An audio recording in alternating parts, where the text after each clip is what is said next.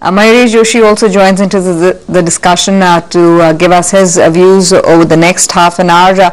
We just heard from the management of PVR. Ajay Bijli spoke with us a little while back in quite a comprehensive interview. He highlighted what's going to be working for the business, and now that demonetization is out of the way, we are looking at normalcy returning, that one could bet big on profit growth and revenue growth for the business as well from here on. Mayuresh?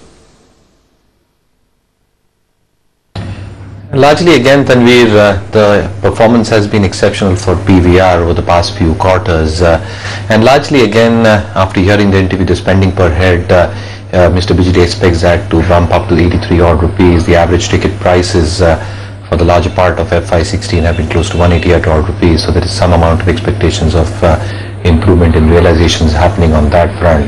With the integration of DT cinemas, the number of screens have crossed 600 for PVR, so the ad revenue per screen also is expected to show a very healthy trajectory going forward. Now again, the kind of footfalls that he was talking about and the expectations of increase in footfall depends on the content that probably comes through. You've seen huge success happening through in terms of Dangal, and the box office collections have been quite reasonable for movies like Rais and even Kabil. Again, the pipeline looks quite encouraging for exhibition stocks like PVR, but largely again, I think it's going to be a payoff matrix in terms of how valuations play out. The long-term story is extremely compelling because as GST starts kicking in, the margin expansion will be quite evident in companies like PVR or even an Inox in terms of improvement of around 150 to 200 pips to say the least over the next 2 to 3 years. But largely at this point of time, I think fairly valued, but investors holding on should clearly hold on to exhibition stocks like PVR. Right, okay, that's a quick call coming in on PVR, which is really the stock story of the day, 3.5% high. But you know why we need to bring up the index once again for our viewers is because after this 10% move, near 10% move that the index has seen from its lows in December, coming back to pre-demonetization levels, we are just short, 4% short of the all-time record highs for the Nifty, about 6% for the Sensex, and the Bank Nifty is the closest right now to actually hitting fresh all-time record highs, just 3.5% short of that mark. And for the mid-cap index, well, we are just off by 1%. So that's, I think this gap reflects how much the markets have covered ground, how quickly they've done so, and where they are headed. If momentum is by the market side, I think it's only a matter of weeks that we would see the markets being well beyond all-time record high levels. I'm not projecting that in any way. I'm just talking about that the momentum of the market has looked favorable and has pushed the markets thus far. And one can expect that if the momentum remains intact, then we could very well be talking about 9,000 plus on the Nifty very soon. Could be in a matter of weeks. Siddharth, you want to comment on that very quickly? Do you believe that momentum can support the market in this leg up, or would we see a bit of consolidation before we actually make it to that mark? Because we were talking about these levels when I think sometime in September, early October, when the story just derailed for a bit. You're talking about market making new highs? Yeah, that's right. Well, I generally, shy away from commenting about new lows or new highs from market because you have to be in direction of the market. So what if, new high comes? That means we have to book profits or more from there. At this point of time, I agree with you that, momentum is strong and it may continue to move higher. But then, traders live by day and, you need to position yourself from a week, 2 weeks perspective. I don't think so that's happening in 1 week, 2 weeks. Reason being, as I mentioned in the beginning of the show, that there's a division in FIs in terms of what kind of positions to be formed, and we are seeing mixed formation of positions. So my best case scenario at this point of time is that market would move in a range. I'm not saying that it won't go higher, but then it won't be as smooth as as one way we have seen, in last few weeks.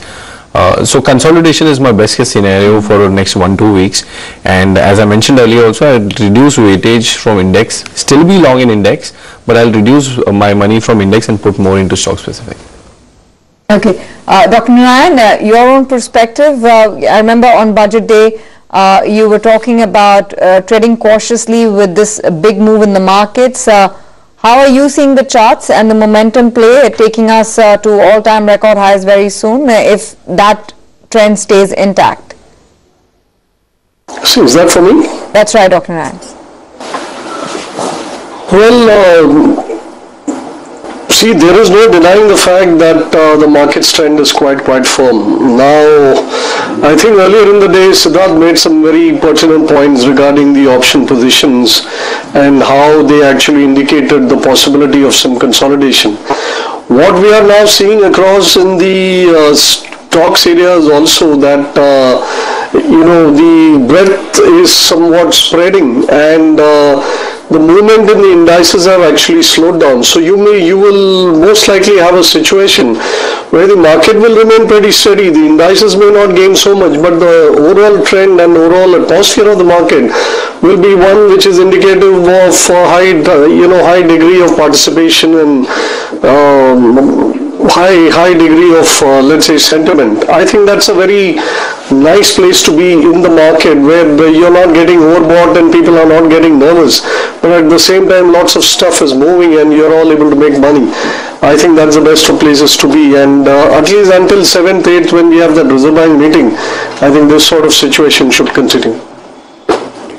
Well, yes, it seems like the uptrend is here to stay for now at least. But, it's a day when Bombay Stock Exchange has become a listed stock on the NSE. So let's go straight across to my colleague and friend Mayuresh Shah, who's at BSE with two very special voices. Mayuresh, take it away.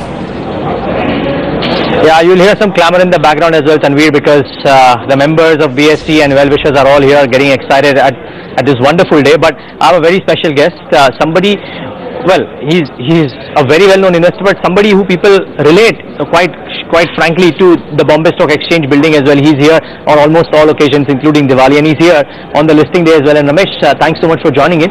Personally or otherwise, even if you're not an investor, I'm guessing you must be very happy with the way the market has responded to the IPO and now to the listing as well. Yeah, thank you, Neeraj, for having me on this historic day for BSE. My professional life, I have been a BSE broker, so when I come to this hallowed ring, I still have goosebumps because it's the center of gravity of India's economy. So it's a very hallowed place for all of us. So it's a great pride, and I just recall the time when I heard Narayan Murthy when he listed on NASDAQ, and he said, that was the biggest day of his career. Right. And this is after such an illustrious career that he had, founding Infosys, taking it overseas, doing whatever. So the listing meant that much to him in NASDAQ. And we feel the same way, that the company whose job is to list other companies is now listed itself. So there is a lot of pride in it. And received well. Years. And received very well. I know, it's been that's been a great amount of satisfaction. But I think investors have been wise. I'll tell you why. First of all, the BSE is a 140-year-old institution. No institution survives that long unless it serves the basic economic need. So very few institutions. Right. Secondly, the BSE is one of the institutions in India in the post-independence era. It was creeping socialism. Banks were nationalized, income tax rates were raised.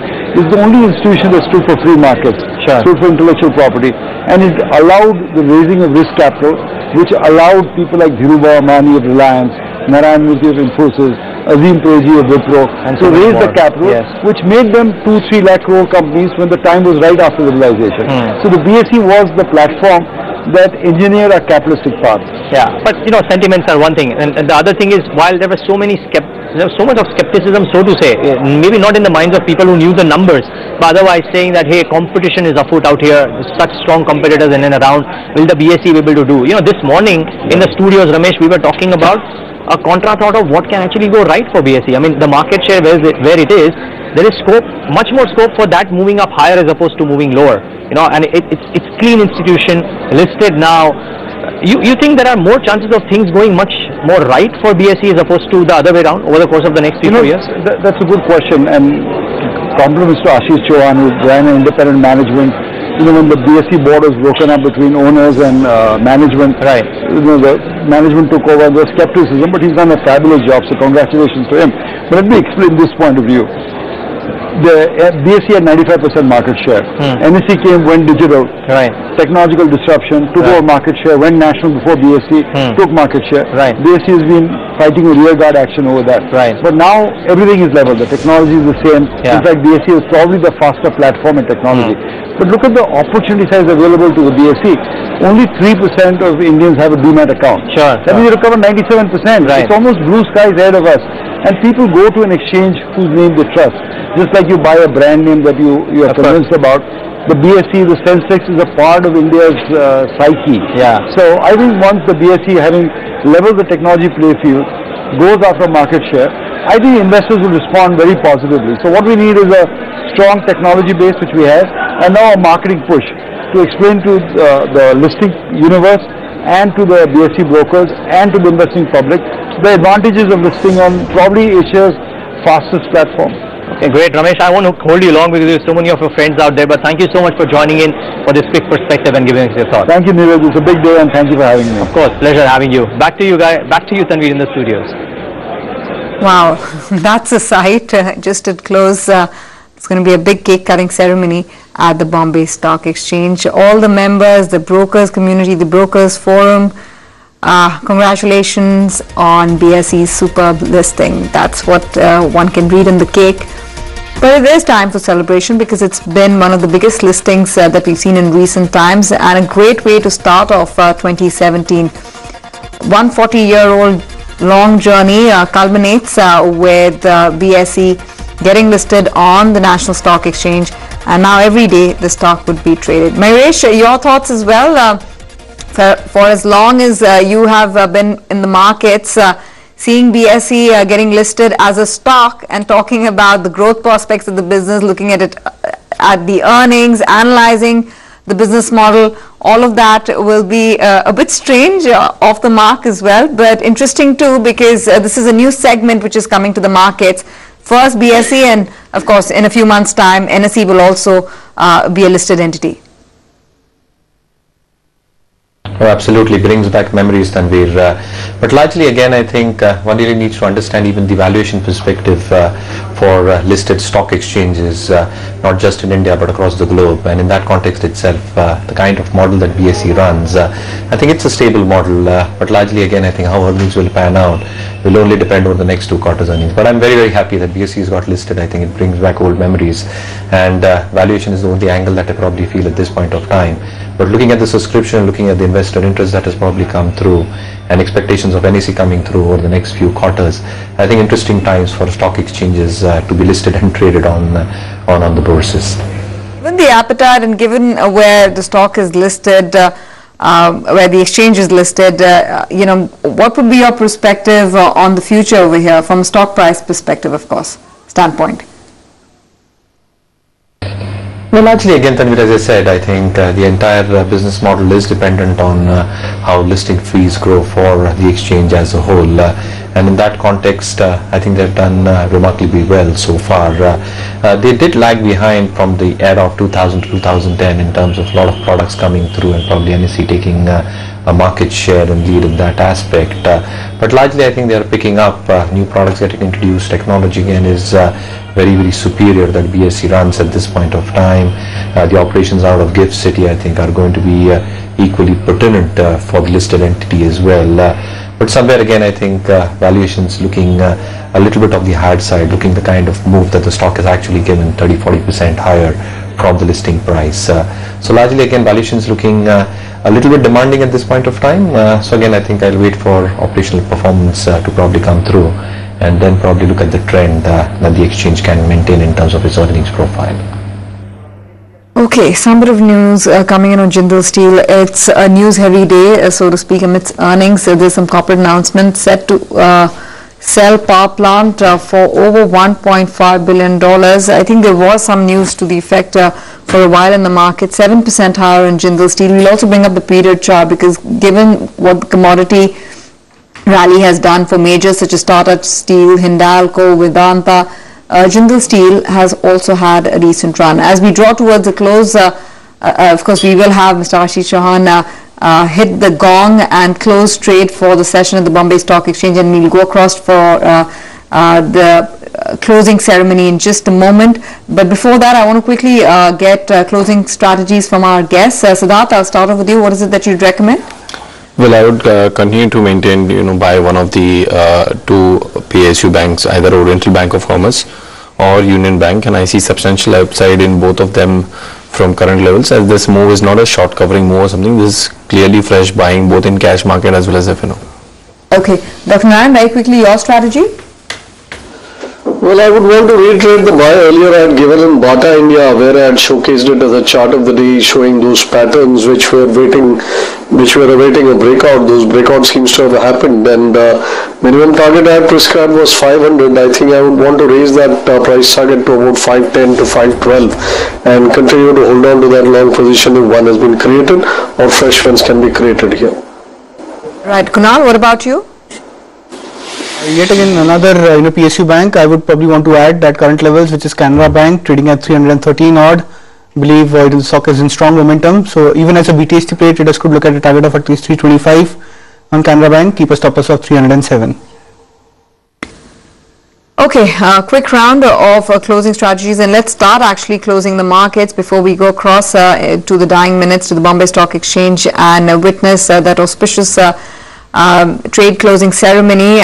As you can see, all the members would participate in that. I just want to mark very quickly how the indices have fared in the session today. 87.40 coming in for the Nifty. For the broader markets, is enough and more traction. The mid cap and the small cap indices are closing higher, and as the period chart suggests, it's really the small cap index which is sitting at a record high already, and the mid cap index that's just short 1% from the all-time record levels. Is just highlighting the kind of comeback that the broader markets have made ahead of the move in the benchmark indices, but they are catching up as well. You have the Nifty and the Sensex, which are just 4.5% short from their record highs, and it's really about banks. The bank Nifty is also close to its all-time record highs, just about 3.5% short of that. Bank of Baroda is your top gainer in this afternoon session, followed by Cipla, Tech Mahindra, BHEL, Bharti Infratel, Coal India. Scores of gainers in the session: IndusInd Bank, HDFC Bank, SBI, Axis Bank. It's a day and a week that squarely belongs to banks from every perspective, from every pocket, even financials for that matter. NBFCs have done very well this week, and so this week, this budget-heavy trading week, would belong to the financials at large. TCS, of course, has also managed to close in the green. There's Sun Pharma, which is pitched in. You've seen IT come back. You've seen Pharma broadly come back. Among losers, there's a Z and a Bosch, which are a bit weaker. Tata Motors DVR. Eicher Motors are, losing out in the session. But as the market breadth reflects, the day really belongs to the gainers. The day and the week, actually. It's been a splendid week. It's been a very exciting one, news heavy, and even so, the market has given positive returns to investors at large. 25 seconds to go. I want to quickly summarize the broader markets as well, where there has been enough and more traction. Look at Sun TV, 24% up. I know we've spoken about MTNL. That one also closes locked in circuit 20% higher. Now there's Monnet Ispat, which has had about 12%. PSU banks, there's no stopping them. Union Bank higher about 10%. Stride, Shasan, great earnings, great outlook, 10% higher on that stock. PVR has done well after a bullish commentary from the management. And there you go, final seconds of close. And let's go across to the closing ceremony of the Bombay Stock Exchange. Auspicious as is. Okay, so we had Mr. Ashish Chauhan there ring the closing gong, and that actually also brings the curtains down on BSE's first day on the bourses as a listed entity, as a listed stock on the NSE. And what a bumper listing. We can perhaps do the markets closing summary with showing Bombay Stock Exchange as a stock to our viewers. 33% premium to the issue price, opened at almost 1194 odd, 1200, knocking at that mark. And then retraced a bit. Valuations may be stretched, but there has been enough and more appetite among all classes of investors for this big mega issue. Finally closing at 32% in terms of a premium to the issue price. And the final closing level is 1069 there. Can we go across to Neeraj and get a quick word in on what the closing thoughts are? We're all very happy on the special occasion with the BSE stock, right? We don't own it. But we were just so happy that the stock was doing so well. Well, that's true with me too, right? And Neeraj, quickly, we have the current chairman, and also great to see Mr. Ramadurai back here today on this occasional day. So first to you, under your chairmanship, the day has come, and finally it's been a great day from morning from listening to today. How do you feel? So been a fairly undulating journey that we have performed so far. So I'm glad that it has come to a very positive conclusion. But as I said earlier also in the day, in a sense it's beginning of a new chapter, and we really need to now rise to the occasion and deliver on the promises we have made and the expectations that the investors have in the company. So it's a great day. Thank you. So Ramadurai, you had set the ball in motion during your tenure. Every interaction I used to ask you, sir, when do we see this day? Finally it happened. Great to see you through the year. Well, it's a historic moment in the history of this stock exchange. I think the leadership of Ashish and his team, with the support of the board led by Mr. Sudhakar Rao, has made this possible. Congratulations to everyone. It's just the beginning, and we will take it to greater heights. I'm sure the team will be very, very proud. Vijay, just one last thing, and then they have a busy schedule, I know, but it's always about numbers, it's always about other things as well. As much as we talk about the fun and sentiment, somebody who spoke to investors, led the issue so ably, and he himself was so happy every single day of the issue. I got personal messages from Ramesh saying that this is the subscription and how well it's being received. Ramesh, you must be very happy, one with the work that you've done, but with the kind of debut that BSE is doing. And just to add to what Neeraj was saying, clearly the strategy, now we can say, is really played off well. Who was and what went before you decided on going on this strategy of being more conservative? Yeah, as we say, there's a great history, and we are all sentimentally and emotionally involved with the exchange because every single guy in the capital market owes it to the Bombay Stock Exchange. Of course. Careers are made because of Bombay Stock Exchange. We had very good faith and very strong belief in Ashish, the way he's led it. The road wasn't easy when we started off, as people know, on BSE. The entire structure was changed, a lot of new products came in. That gave us confidence, the leadership gave us confidence. At the end of the day, if you want to buy India, you have to buy DSE. That's the call which we give to every single investor in that, because India is going to grow in the next 5 to 10 years. New and new companies are going to get listed. Volumes are going to go up. So if you really want to, you are bullish on India and India growth story, BSE is the way to play India. Great, gentlemen, I'm sure you have a busy afternoon, but congratulations to all of you on this great day. Thanks, sir. Tanvi is back in the studios. Thanks very much for that, Neeraj. So clearly a lot of excitement, a lot of enthusiasm, and rightly so, expectedly so as well. As we heard Dharmesh point out, there's a lot of history attached to the Bombay Stock Exchange, and everybody from the capital market, aside of just looking at this bumper listing, there is a bit of sentimentality also attached to BSE actually being seen as a listed entity on the National Stock Exchange. 1069 at close, 3266 is the kind of percentage premium the stock has enjoyed on its very first day against its issue price. Let's get in closing thoughts. It's been a good close for trade today as well as for the week. Mayuresh, I'll start off with you first. Investment bets, what are your top investment bets at this point, given that the market seems to be in fine fettle and making a fresh dash for all-time record highs? We don't know how soon will the market be at that mark, but even so, what would be a good opportunity right now? So a couple of stocks, both from a results perspective as well as the initiatives taken by the Exchequer in the budget for affordable housing. My own sense is that Can Fin Homes have given a stellar set of numbers this time round. The kind of loan growth that the company has posted, 41% so far. Our own expectations over the next 2 years is a 26% compounded loan growth, 35,000 odd crores in terms of core AUM. In terms of the classification itself, 88% is to the retail investor, 6% out of LAP. Half of that is again to the salaried class, and that clearly reflects in its asset quality as well. GNP is at 0.24%, net asset ratios at 0 because of 100% provisioning that it does. Capital adequacy extremely strong at 18.76%. The cost of borrowings is also quite diversified, so commercial paper plus NCDs account for 48%, and along with bank borrowings, well, MCLR cuts are expected to come through. Cost of borrowing is expected to inch even lower to 8.32% than the company is enjoying at this point of time.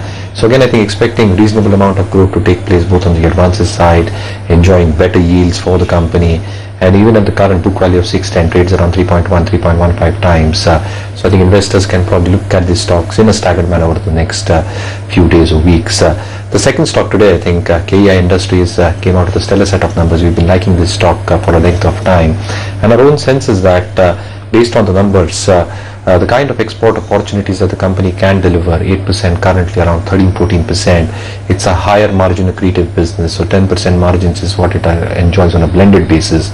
Exports can actually enjoy 80 to 100 bips more compared to the blended margins. Even on the cables business, which is around 82% of its overall top line, 18% accounts for turnkey business. Within the 82%, retail accounts for 30%, which is expected to bump up to 40-45%, which enjoys greater margins as well. And if you look at the interesting figures, for the entire part of FY16, the company posted an EPS of 8.1 rupees. For 9 months FY17, the company has already posted an EPS of 8.9 rupees. So again, I think if you go by the run rate that the company has done, it is easily posting EPS of around 11.5 to 12 rupees for FY17, and this can only increase considering the 14-15% top line growth that we are probably seeing and consistent EBITDA margins that the company is enjoying.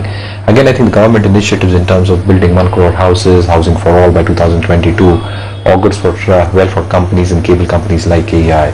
So I think these look very, very interesting, but again in a staggered manner because a lot of movement has happened on this stock. So staggered way over the next few weeks, I think we remain optimistic on these two stocks. Thanks very much, Mayuresh, for joining us today this afternoon and giving us your investment ideas and sharing with us your investment philosophy. Okay, just want to get a quick round of closing thoughts from our technical strategists as well. Siddharth, I'll start off with you. How are you going to be approaching the new week where we put budget behind, but the market is going to be focused on UP elections? Yeah, and probably monetary policy also. People are thinking that now interest rates would decline further. I don't know if that's the reason for PSU stocks going up, but my focus would be more stock specific, as I mentioned earlier. I don't want to repeat the rationale behind it because that would be kind of repetitive, but I think market would find points of resistance between 8750 to 8820, 8830 odd levels.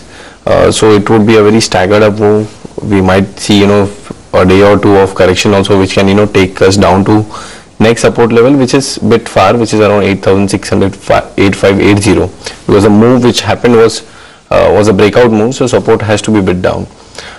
Within this range, I think Nifty would hover in coming week. So it's obvious that you move your money more from index to stocks. By no means I'm saying that you have to short this market. Okay.